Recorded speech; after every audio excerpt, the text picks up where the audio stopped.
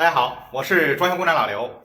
我后面呢就是业主在阳台上做的洗衣机柜子，我们一块儿来看一看，我们在阳台做一个洗衣机柜子方不方便？这个是他家里的一个北阳台，挨着餐厅跟厨房啊这么一个位置，这边是厨房，然后我站的这个位置是餐厅，然后这边是个阳台，然后做了这么一个洗衣机的柜子。因为它这个阳台有一个下水管，我们完全可以把洗衣机放在这个位置。开发商当时他的初衷啊，也是在这个位置。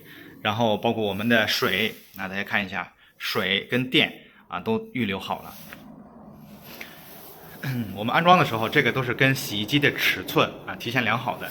一般像这种，我们都是做那个滚筒的洗衣机啊，波轮的洗衣机上面这种盖子就会碍事啊，这个大家买洗衣机的时候一定要注意啊。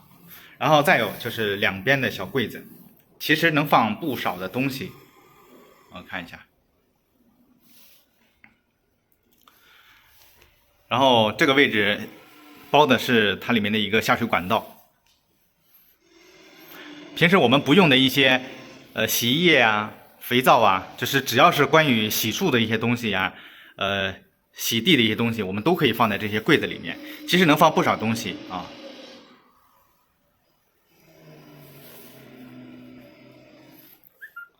而且我们做柜子的时候，一定要让工人师傅把我们该开的口一定要开好，因为不开好的话，后期安装特别麻烦。有的时候你可能不提醒啊，或者说这个工人师傅没有经验，像这种口如果说不开，那么后期是相当的麻烦，因为这个东西都已经安装上了。所以说这个大家一定要去注意。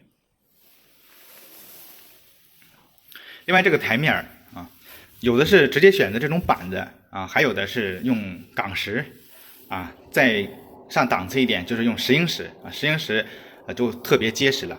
其实钢石也没事儿，钢石放在这个位置也是用不坏的。然后最后提醒大家一点，就是我们这个地方有下水啊，有下水。如果说条件允许或者说方便的情况下，我们在贴砖之前这个位置啊，我们最好做一个挡水条啊，做一个挡水条，里面刷一下防水，这样也不费功夫啊。我们做防患于未然吧。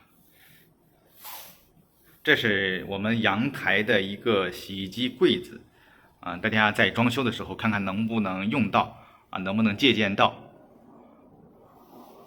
而且如果说洗衣机放阳台的话，我们阳台的砖儿一定要贴，就不要刮腻子了，因为毕竟是有潮气的。啊，我们在远的这个地方啊来看一下。好，这是我们北阳台这么一个放洗衣机的位置。好，今天我们就聊到这个地方，关注老刘，每天更新，拜拜。